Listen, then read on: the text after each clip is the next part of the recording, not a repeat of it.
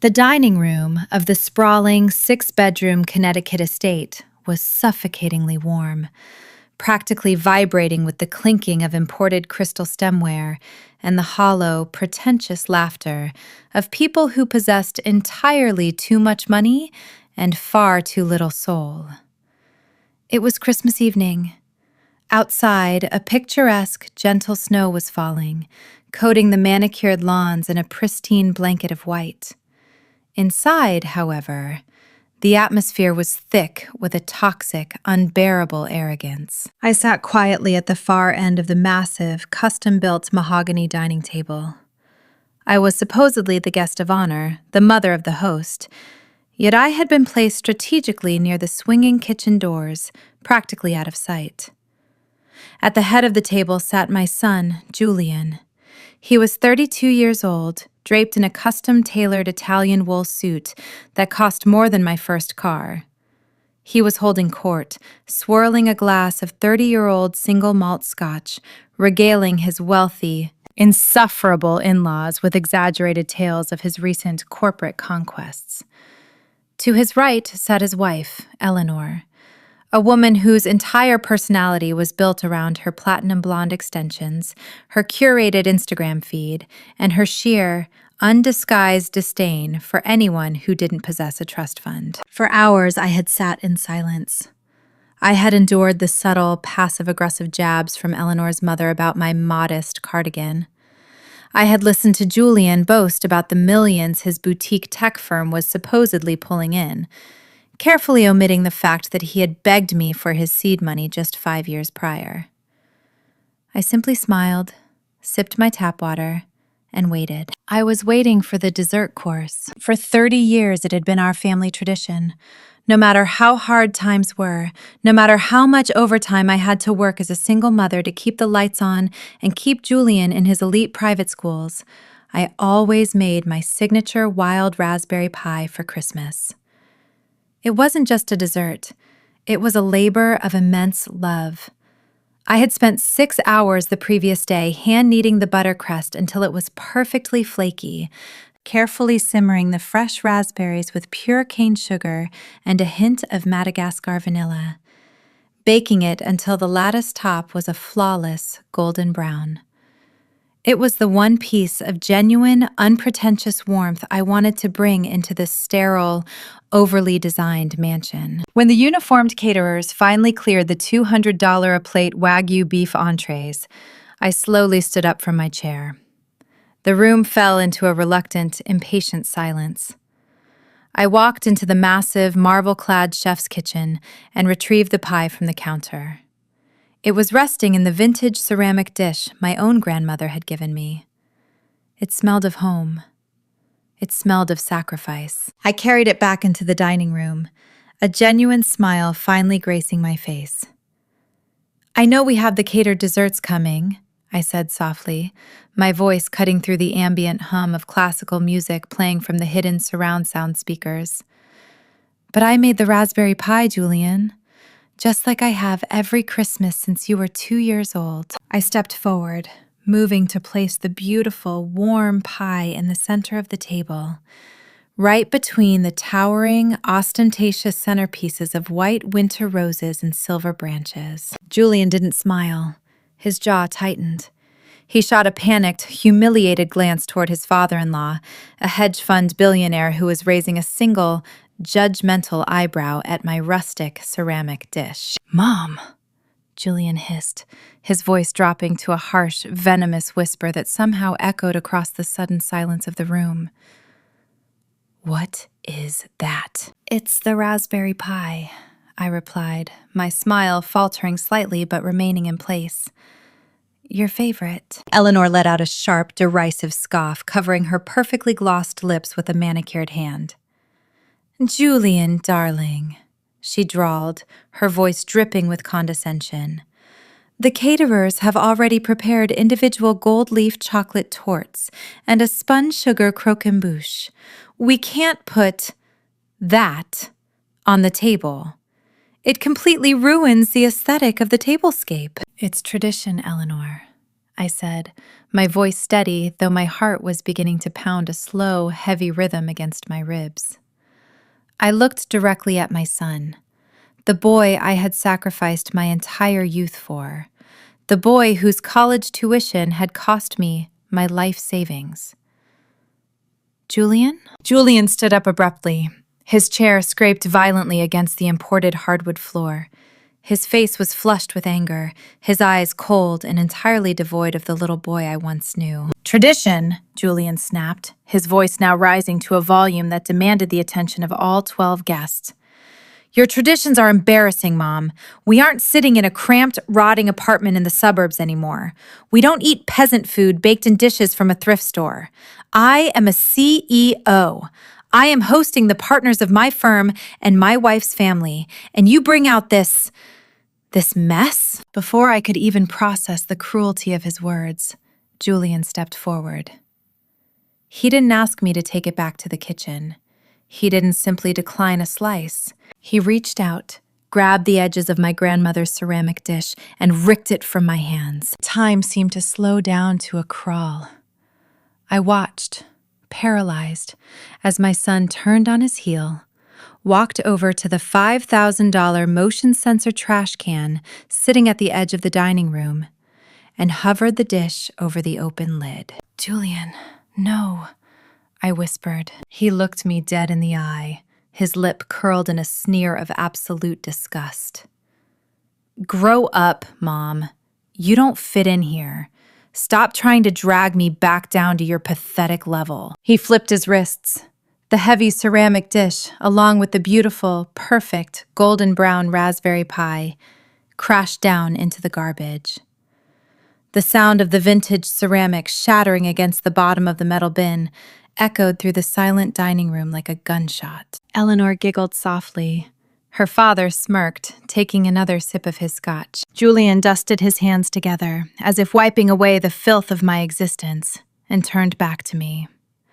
Now, sit down, be quiet, and let the staff serve the real dessert. Or you can leave. A normal mother would have broken down. A normal mother would have burst into tears, covered her face in shame, and run out the heavy oak front doors into the freezing snow. A normal mother would have internalized the profound, shattering humiliation and begged for forgiveness for ruining her son's perfect, synthetic evening. But I did not cry. I did not scream. My heart, which had been beating furiously just moments before, suddenly went perfectly, beautifully still. The veil of maternal obligation, the blind, forgiving love that had kept me tethered to this ungrateful monster for over 3 decades, evaporated in a single, definitive instant. I simply looked at the trash can, then back up to my son's arrogant, smug face. You're absolutely right, Julian, I said, my voice eerily calm, smooth as glass. I don't fit in here.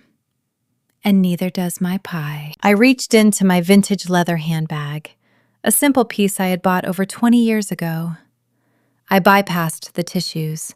I bypassed my reading glasses.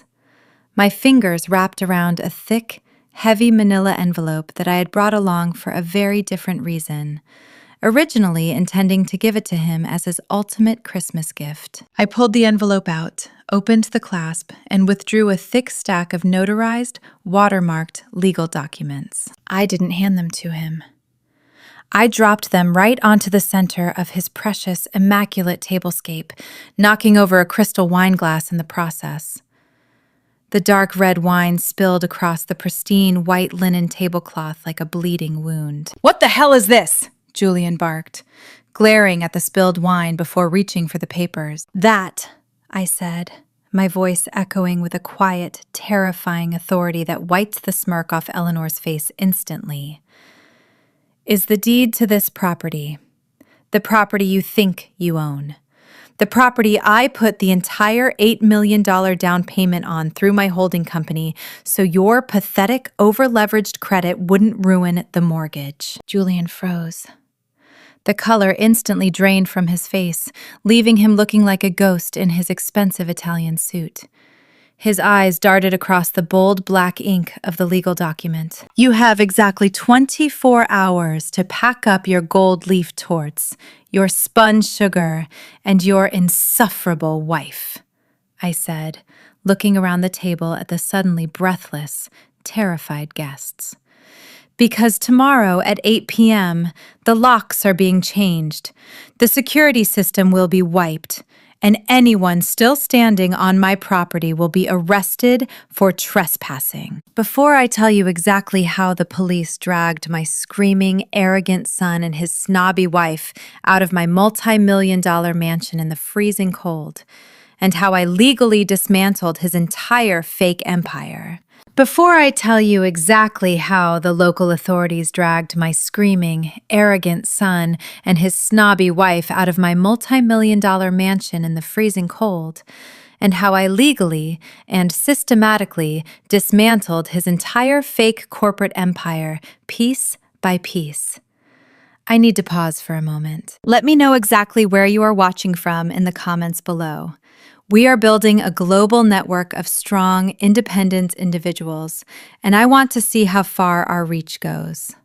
Hit that like button and subscribe to the channel right now if you have ever had to endure the agonizing pain of toxic family members who viewed you as nothing more than a stepping stone, a doormat, or a personal ATM. Society constantly pushes this toxic narrative that we must bleed ourselves dry to accommodate the disrespect of the people who share our DNA.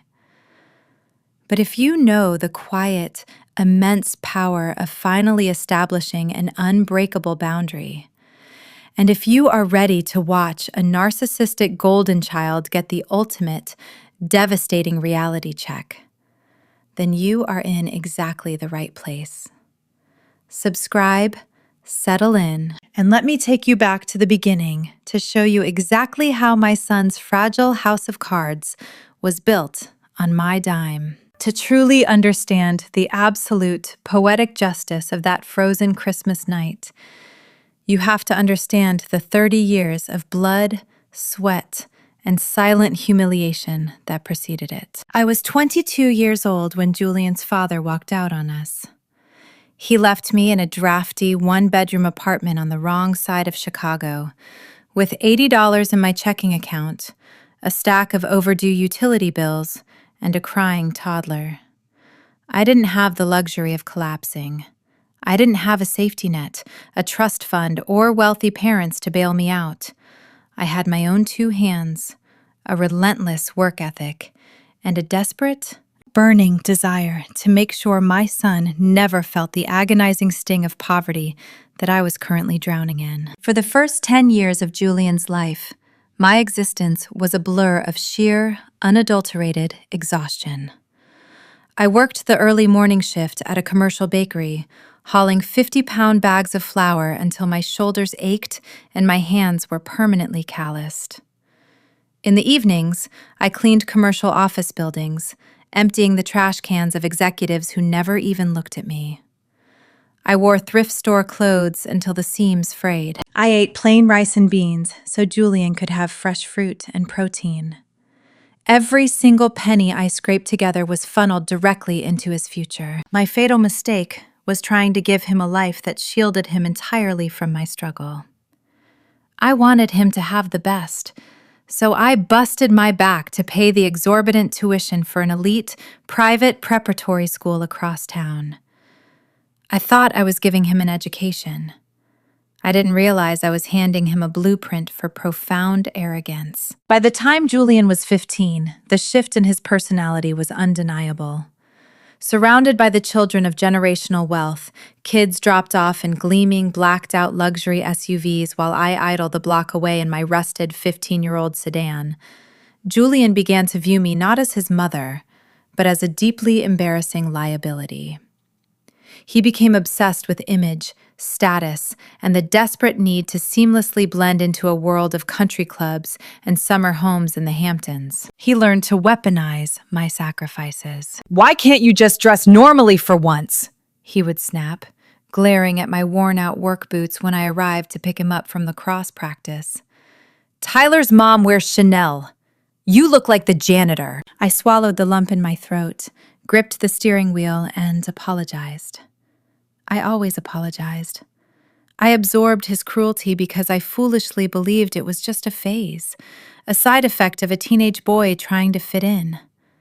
I convinced myself that once he matured, he would look back and understand the depth of my love. I was devastatingly wrong. While Julian was busy cultivating his fake persona, aggressively networking with the sons of hedge fund managers and mocking anyone who didn't vacation in St. Bart's, I was quietly building a very real, very lucrative empire of my own.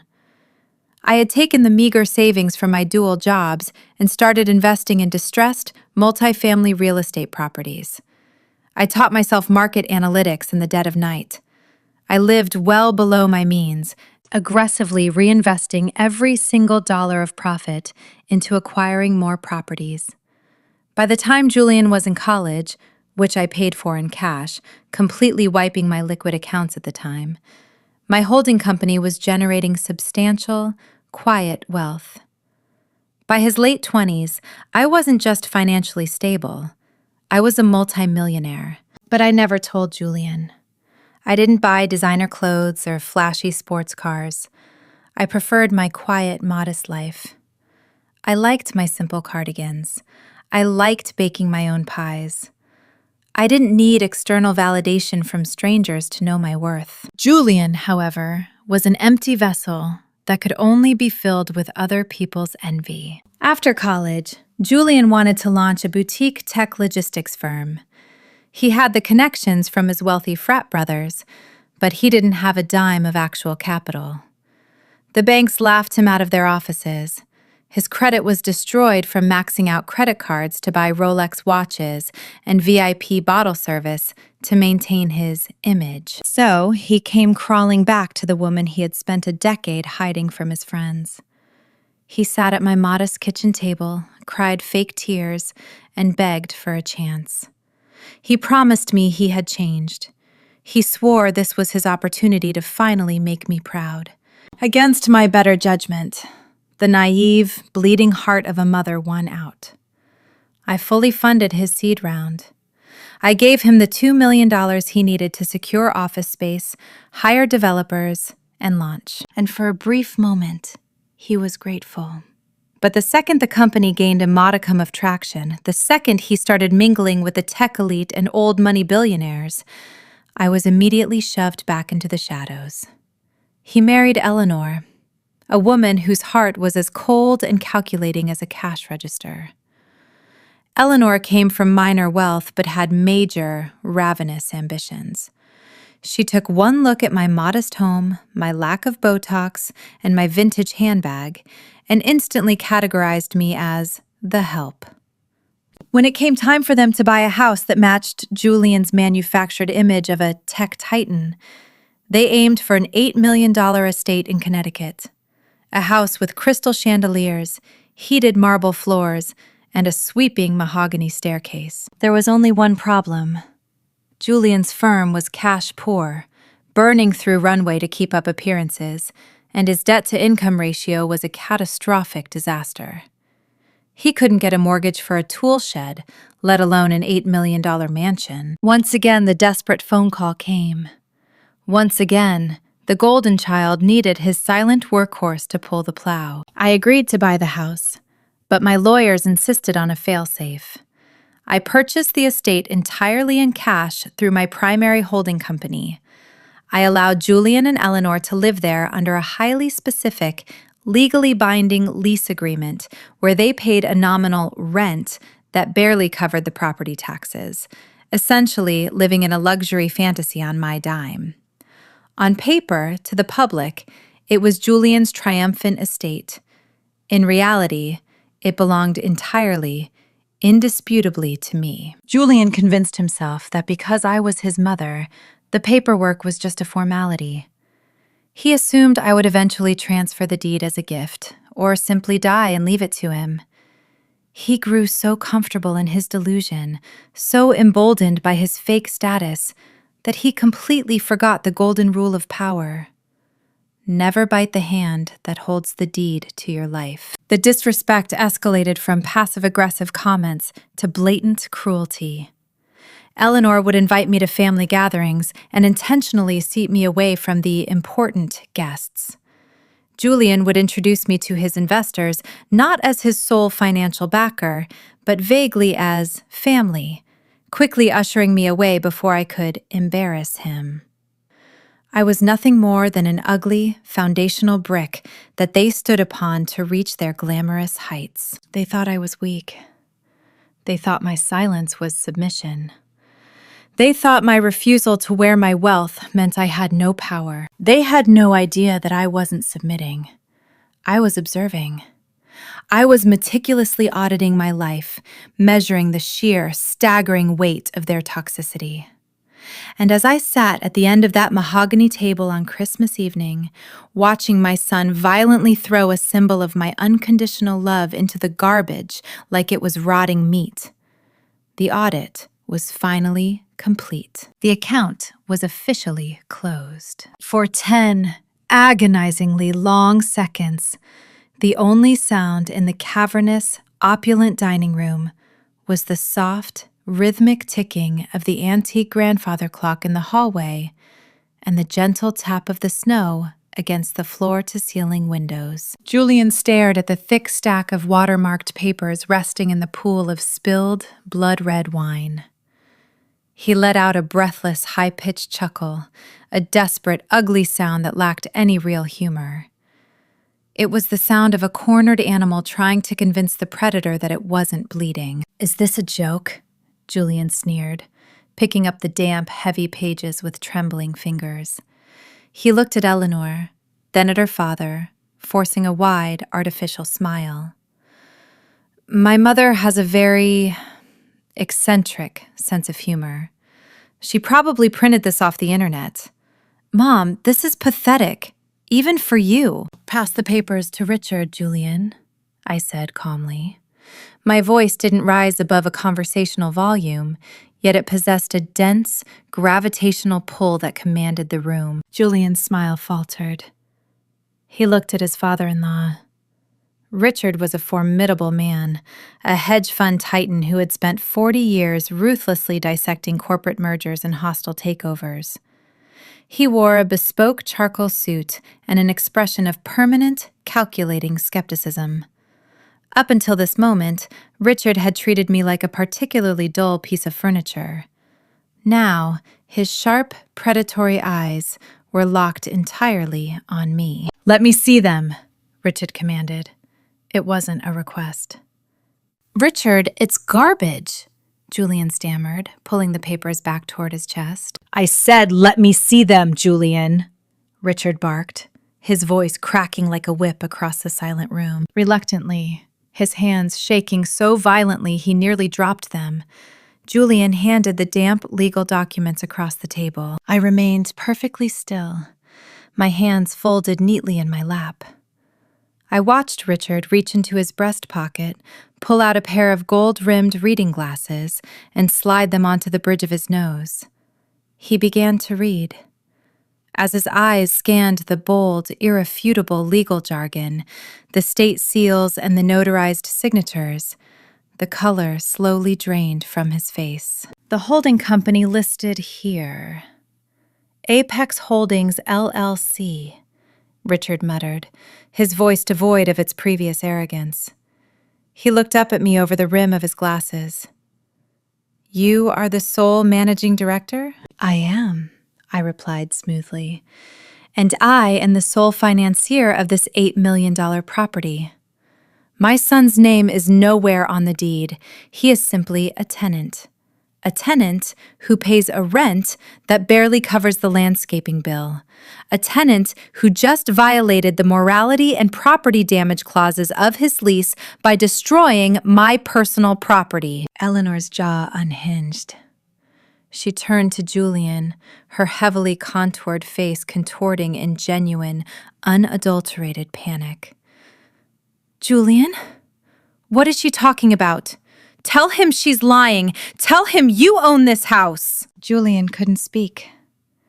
He looked like a man who had just stepped off a cliff and was waiting for gravity to realize he was suspended in midair. "Oh, it goes much deeper than the real estate, Eleanor," I continued, leaning forward slightly, resting my elbows on the table. The quiet, stoic mother was gone. The woman who had built an empire from nothing. The woman who had ruthlessly negotiated multi-million-dollar acquisitions finally took her seat at the table. Julian loves to talk about his boutique tech firm. He loves to play the self-made CEO. Would you like to know who funded his seed round when every bank in the tri-state area laughed at his catastrophic credit score? "Shut up!" Julian screamed, finally finding his voice. He slammed his fist down on the table, rattling the expensive crystal and sending a silver fork clattering to the floor. "Shut your mouth right now! You are ruining my life!" "You ruined your own life the second you threw my sacrifice in the garbage," I fired back, my voice plunging to a terrifying, icy octave. I reached into my vintage handbag one last time and pulled out a sleek black iPad. With a single swipe, I unlocked it and slid it across the long table until it stopped perfectly in front of Richard. "That," I said to Richard, "is the master ledger for Julian's company. As the majority shareholder, holding an 80% equity stake in exchange for my $2 million of initial capital, I have full access. Take a look at his burn rate, Richard. He isn't closing deals. He isn't innovating. He is bleeding $100,000 a month on private jets, bottle service, and extravagant dinners like this one to impress you." Richard tapped the screen. His eyes widened in absolute horror. He was a man who worshipped money, and he was currently looking at a financial massacre. "He's broke," Richard whispered, the realization hitting him like a physical blow. He looked at his daughter, then shot a look of sheer disgust at my son. "Eleanor, he's completely, utterly bankrupt.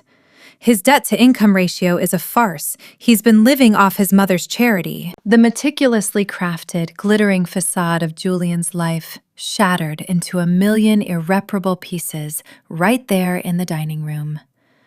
The power dynamic hadn't just flipped.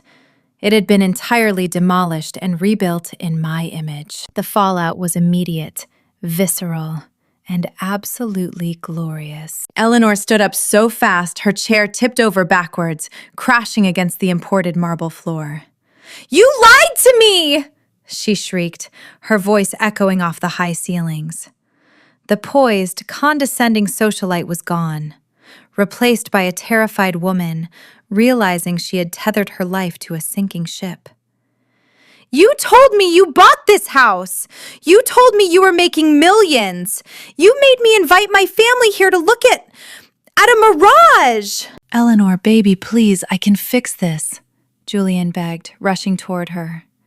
He reached out to grab her arm, but Richard stepped between them, shoving Julian backward with a surprising amount of force. "Do not touch my daughter," Richard growled, his face purple with rage. "You arrogant, fraudulent little parasite. I was going to introduce you to the board of directors at Vanguard next week. You could have destroyed my reputation." Richard turned to his wife and the other stunned guests at the table. "We are leaving. Now." "Richard, please!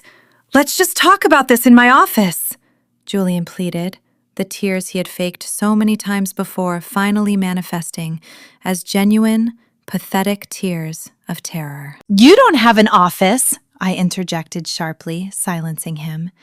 "Because as the majority shareholder, I called an emergency board meeting yesterday with the 2 proxy directors I appointed. We voted to liquidate the company's remaining assets to recoup my initial investment. The firm is dissolved, Julian. The doors were padlocked at 5 p.m. today." Julian spun around to face me, his eyes wild, his chest heaving.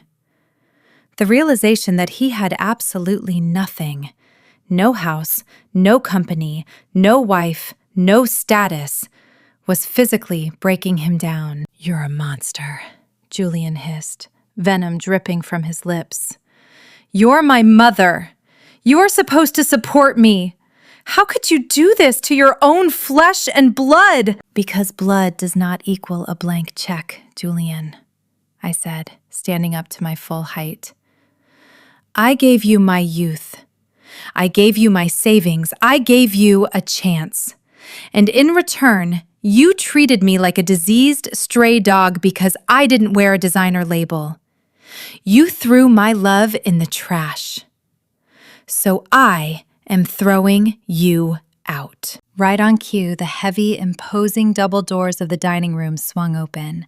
The head caterer, a stern-looking man in a crisp white uniform, stepped in, holding a leather-bound folio. He looked incredibly uncomfortable. "Excuse me, Mr. Sterling," the caterer said, looking at Julian. "I am terribly sorry to interrupt, but the credit card you provided for the remaining $6,000 balance of tonight's event, it just declined. I ran it 3 times. The system says the account has been frozen." Julian froze. He looked at me, his mouth opening and closing like a suffocating fish. I smiled, a cold, empty smile. "I froze the corporate accounts 20 minutes ago. As I said, the company is dissolved." Richard let out a harsh, barking laugh of pure contempt. He grabbed Eleanor by the elbow. "Get your coat, Eleanor. We are leaving this pathetic excuse for a man to deal with his own mess." "Daddy, my things are upstairs!" Eleanor cried. "Leave them!" Richard snapped. "You can buy new clothes. You are not spending another second in a house owned by the woman your husband has been exploiting." As Richard and Eleanor stormed out of the dining room, followed quickly by the rest of the deeply embarrassed guests, Julian was left standing utterly alone amidst the wreckage of his fake life. The caterer was still standing at the door, clearing his throat, demanding payment. Julian fell to his knees. The custom-tailored Italian suit crumpled against the floor. He put his face in his hands and finally, pathetically, began to sob.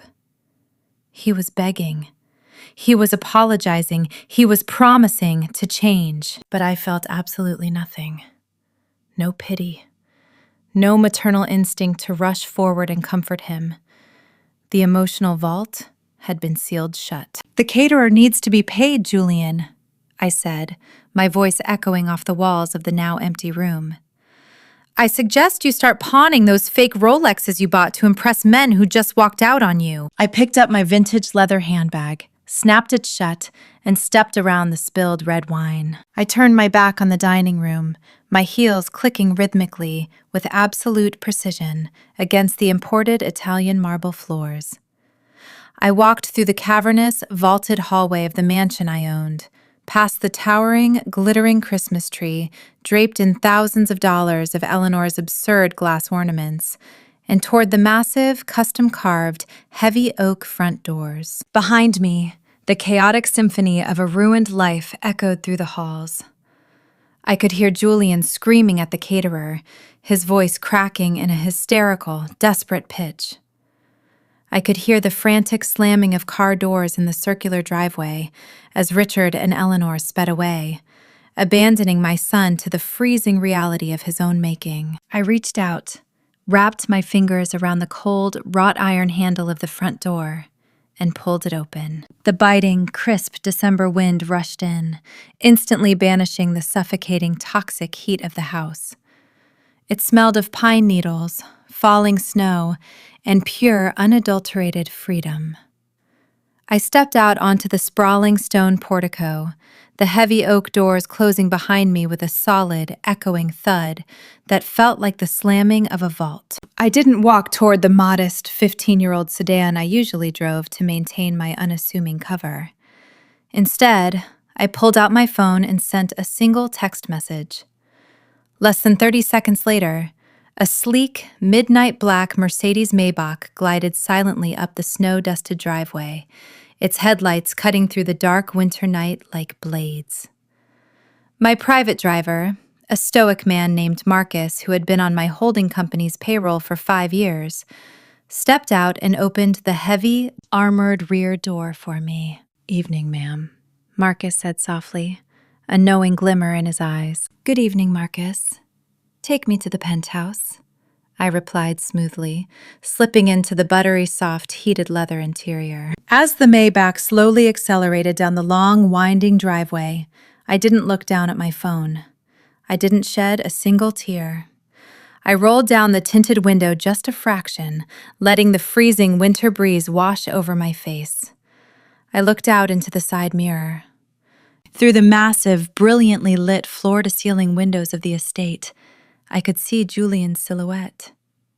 He was standing completely alone in the center of the grand foyer, surrounded by the hollow, empty trappings of a life he never actually earned. As the car drove further away, the massive mansion and the pathetic, arrogant boy trapped inside it grew smaller and smaller. They faded into the falling snow, shrinking into the background until they completely vanished into the darkness, gone from my life forever. For decades, society has shoved this incredibly dangerous, highly manipulative lie down our throats. We are told that because someone shares our DNA, because they are family, we are permanently obligated to endure their disrespect, their abuse, and their exploitation. We are conditioned to believe that unconditional love means unconditional submission. But I am here to tell you, with absolute certainty, that blood does not equal a blank check. Sharing a genetic code with someone does not give them the right to treat you like a doormat. It does not give them the right to drain your bank account, mock your sacrifices, or throw the very real, tangible evidence of your love into the garbage. For 30 years, I played the role of the silent workhorse. I funded the illusions of an arrogant golden child because I believed my suffering was the price of his happiness. I was wrong. True peace, true, unshakable power only comes when you finally look at the toxic people in your life and decide that your own self-preservation is more important than their comfort. Walking away from my own son was the hardest thing I have ever done, but it was also the most beautiful, empowering moment of my entire existence. I did not lose a family that night. I eliminated a parasite. I audited my life. I recognized my own immense worth, and I legally, ruthlessly protected the empire I built with my own 2 hands. If you are currently sitting in a room, feeling small, unappreciated, and drained by family members who only call you when they need something, I need you to listen to me carefully. You have the power to walk away from the table. You have the right to lock the doors.